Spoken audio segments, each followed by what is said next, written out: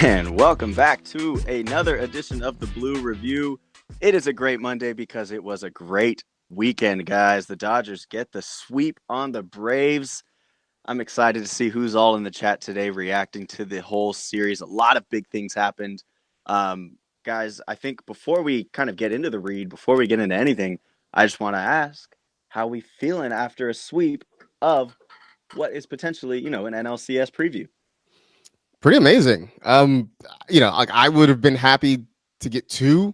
I would have been happy to keep them all close, but for them to get all three of those games to look great in the process, in literally every aspect, pitching, hitting, defense, every aspect, they looked great.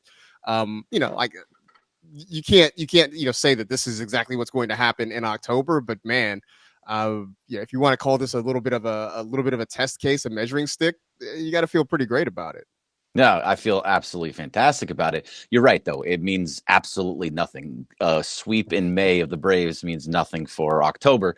But either way, and before we go to Ruben Flores, Raider Ruben, who is a gigantic Braves fan, the very first person in the chat saying good morning. So I respect that. Yep. I respect that, Ruben. Look at you. Good man for being here after a sweep and the very first person. That's impressive. I thought you'd just kind of shy away today, come back tomorrow. But yeah, I feel great about it. You hit it right on the head, Marcus. It worked in all phases of the game.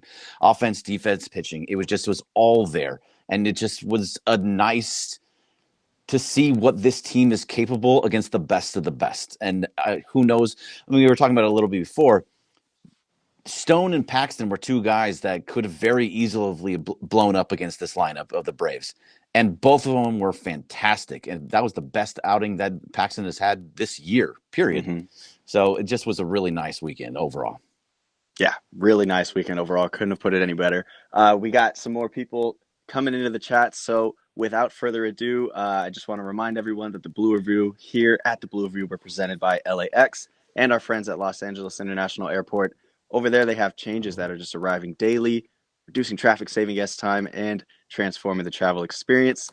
And if you want to know more, you can find that out at flylax.com/transforminglax. And we can go ahead and get into this. Greg, I know you wanted to start with something, but I'm going to go ahead and toss it to you real quick because I see oops in the chat. Yeah. that is not Raider Ruben. So therefore, So we rescind our comments. Apologies to Ruben Flores. You're not Raider Ruben. And so, Raider Ruben, you're a coward. You're a coward. Let's switch that up a little bit. Go ahead, Park. That's right. No, we love everyone in the chat. And Raider Ruben, where are you? We got to see you in there talking some Braves Dodgers. Okay, so overall, this whole weekend, there were so many great performances. Like you already mentioned the pitching, Greg, but there were some even more amazing hitting performances. So I want to ask you two a question, and I'll kind of give my answer as well. Who was your favorite standout performance of the weekend? We had a 4-for-4 game. We had a 3 home run game. We had a walk-off and another 4-hit game. So, Marcus, I'll start with you. Of all the performances we saw this weekend, who was your favorite, and what stood out to you the most? I mean, pitching wise, it was probably James Paxton because we talked about the walks and he really curbed those. Had just 2 walks.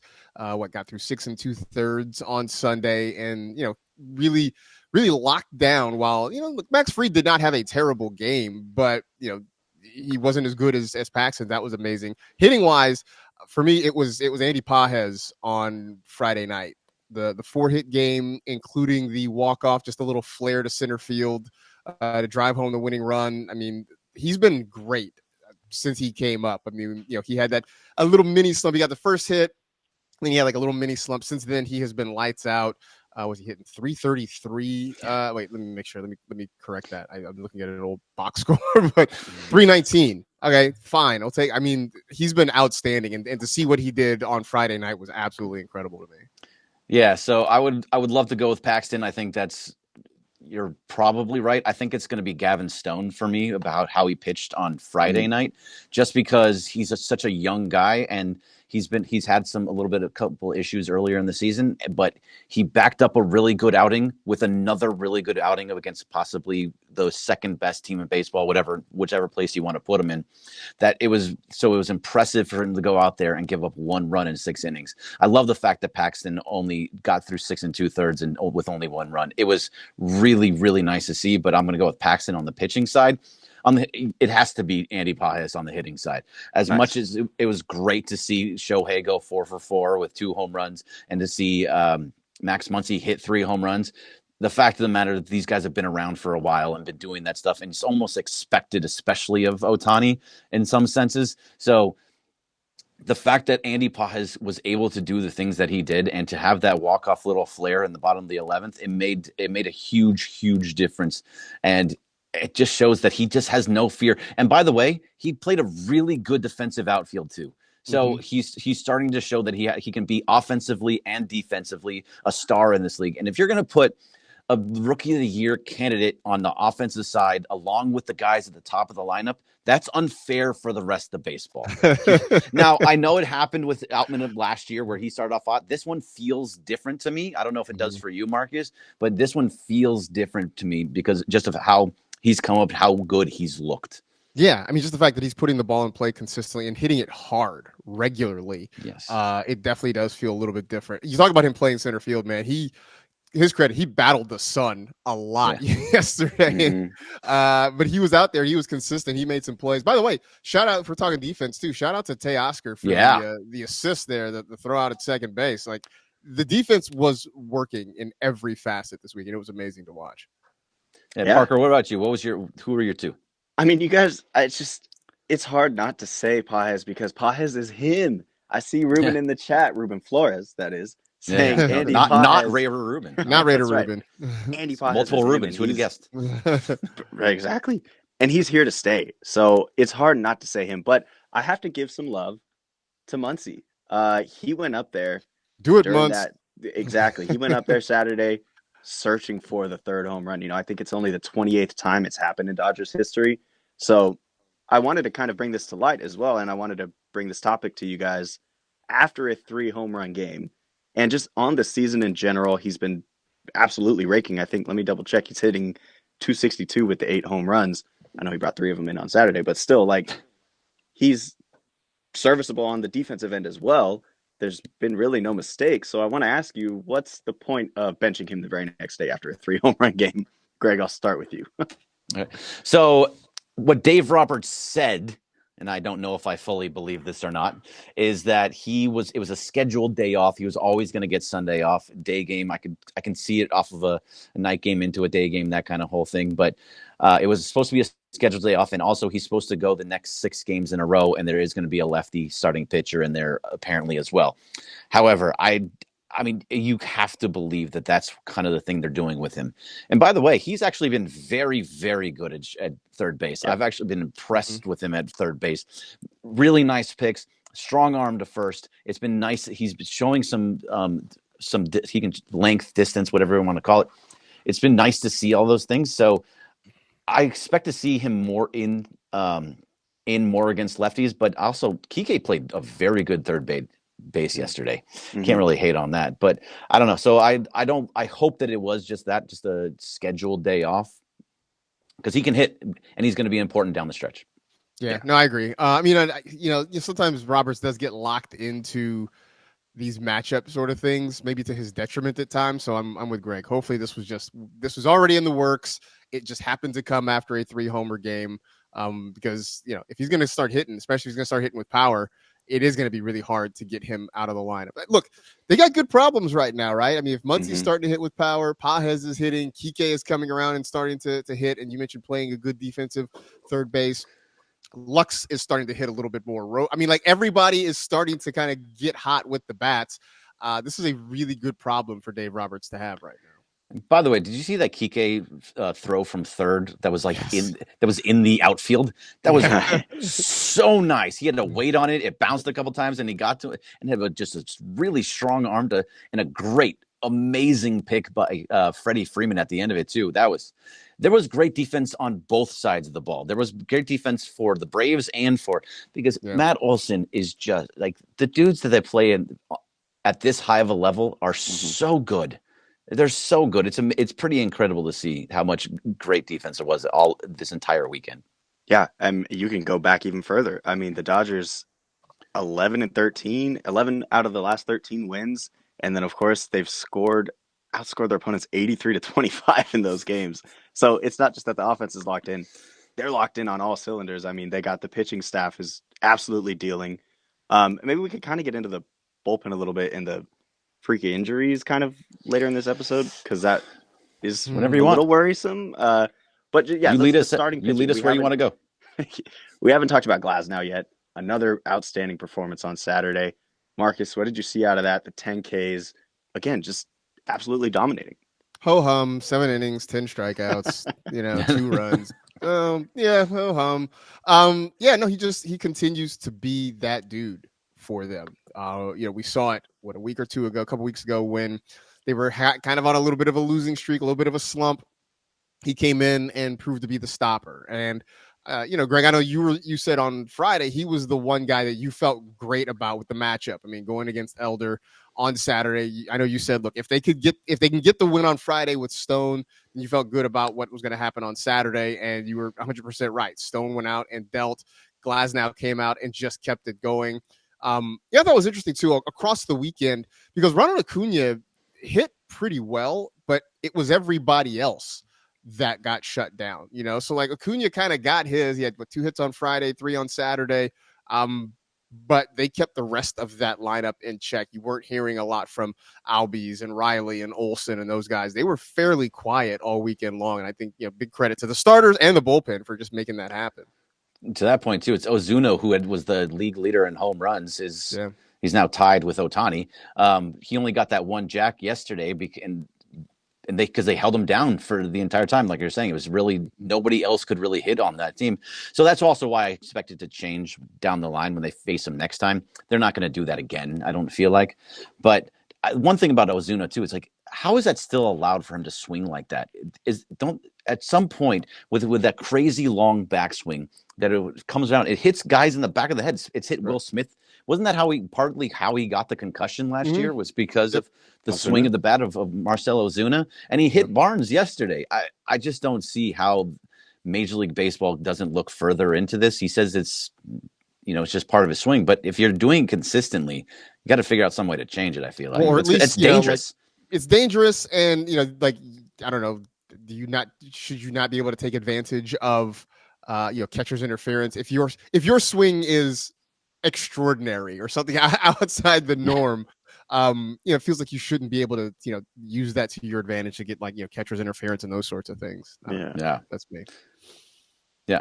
So the freaky bullpen stuff, what did you want us to talk about, Parker? I mean, for those who haven't really been, following too much, I guess I could just give a quick recap because it has been weird. So we're starting off with, I think, Brusdar, before the season going, his hip's feeling a little weird, which leads to some shoulder injuries. And it's like, okay, the shoulder's barking. How long are you going to be out? It just continues to go up and up in weeks. And it's a very weird situation. Blake Trinan, we finally got him back. But of course, before that, he came back from the shoulder injury only to break a couple ribs in a spring training game. Brazier's calf blew up on him in a pregame warm-up. Evan Phillips. I mean, I didn't just read this until this morning how Phillips actually got hurt. The fact that he was just playing catch in Dodger Stadium and then his cleat got caught on the grass. What's going on? Are we cursed, Greg? But at the same time, the bullpen still continues to perform. Are we going to start seeing, all-star Vezina step up? What's going on here? It's going to be a whole bunch of dudes. I don't know if it's going to be Vezina. I mean, they used Grove yesterday as the closer. So I don't know if maybe that'll be it. Dave talked about it a little bit beforehand and after the Phillips news came out, which is really, really upsetting because he's been fantastic as a closer. It just depends on the matchup, I guess, and what they want to see. But Grove, I thought, pitched really well, could be in that role.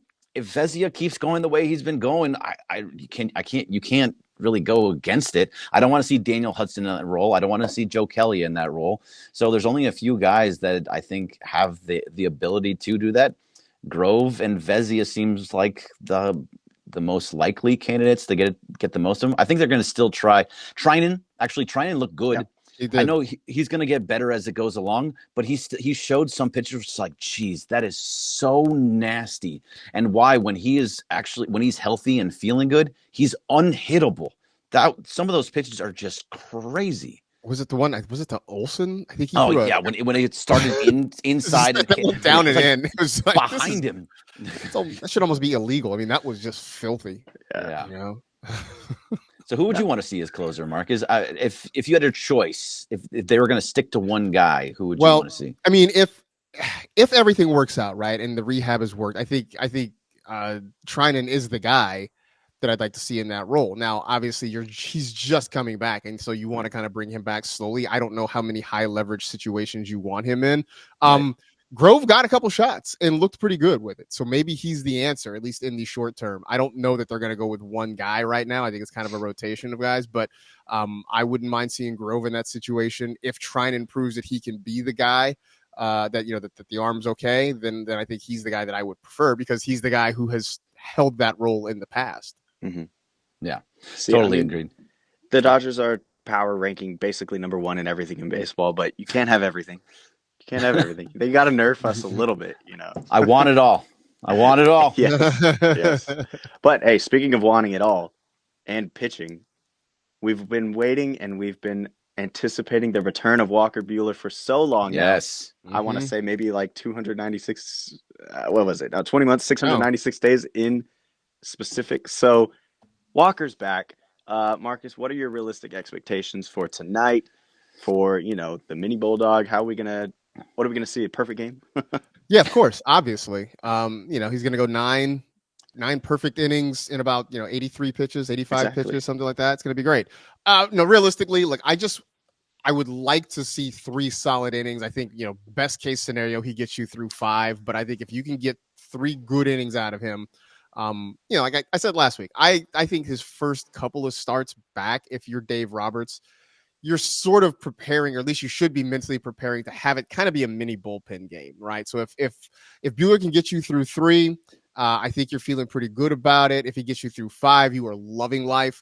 And I just want him to go out there, have some command, just pound the strike zone as much as possible. See, if he can generate some swings and misses, but just kind of make sure he's got the command right. I know the adrenaline is going to be pumping for him. He gets out there and the crowd will, be slowly filing in, and they'll, probably see him, when he's in his second inning of work. I take the shot at Dodger fans because I'm one of you, and it hurts less that way.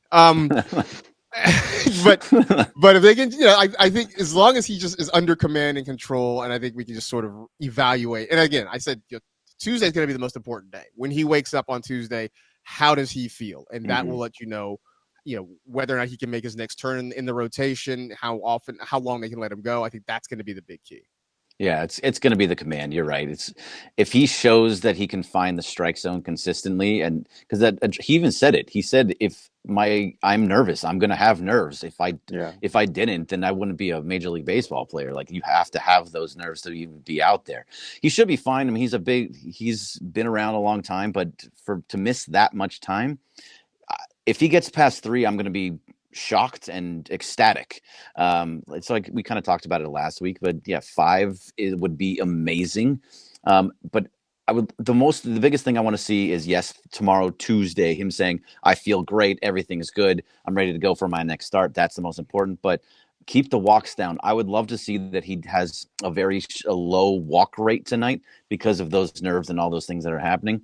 I mean, obviously, you want the win. You want him to pitch well, but Ryan Yarbrough is going to be the guy probably waiting in the wings behind him because Grove pitched yesterday.